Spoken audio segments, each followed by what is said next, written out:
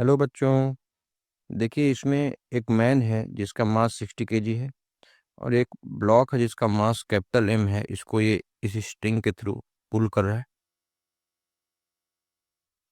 Now the coefficient of friction between the man and the floor is 1/2। Now we have to find maximum mass of this block M so that man can pull this mass without slipping on the floor. So देखिए, इसमें concept ये है कि अगर man इस string को पुल कर रहा है तो ये स्ट्रिंग भी मैन को उसी फोर्स से पुल करेगी। तो मान लीजिए कि मैन फोर्स लगा रहा है, तो इस स्ट्रिंग में टेंशन टी हो गया, यानी कि यही मैन फोर्स लगा रहा होगा। तो मैन यही फोर्स लगाएगा, इस डायरेक्शन में पुल करेगा, तो स्ट्रिंग इसको इस डायरेक्शन में पुल करेगी। So basically the tension in string is equal to the force applied by man. तो अब देखिए, ये जो टेंशन इन स्ट्रिंग है ये मैन को पुल कर रही है and it is acting at an angle 60 degree.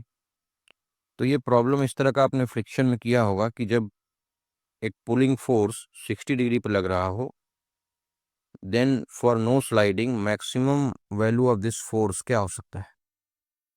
So maximum value of this force can be given by mu M G upon cos theta plus mu sine theta. क्योंकि man को slip नहीं करना है तो मैक्सिमम फोर्स जो वो लगा सकता है और वही जो फोर्स स्ट्रिंग मैन के ऊपर लगाएगी, so this force T should not be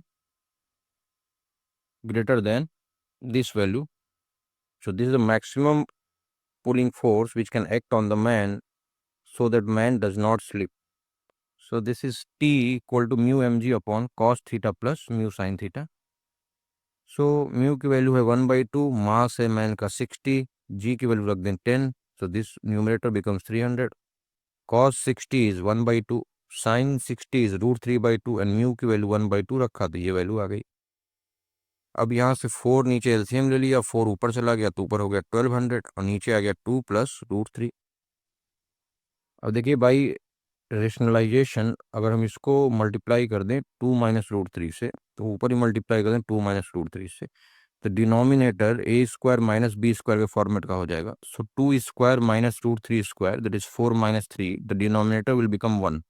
so numerator is 1200 into 2 - √3 and √3 की वैल्यू अप्रोक्सीमेटली 1.73 होती है, तो 2 में से इसको सब्ट्रैक्ट कर दें, इट बिकम्स 0.27 और 1200 से मल्टीप्लाई करें, so this value of tension force, the maximum force which man can exert, comes out to be 324 Newton. Now this tension will lift this mass, so it can lift maximum mass. Let's say maximum mass is m, then this T will be equal to mg.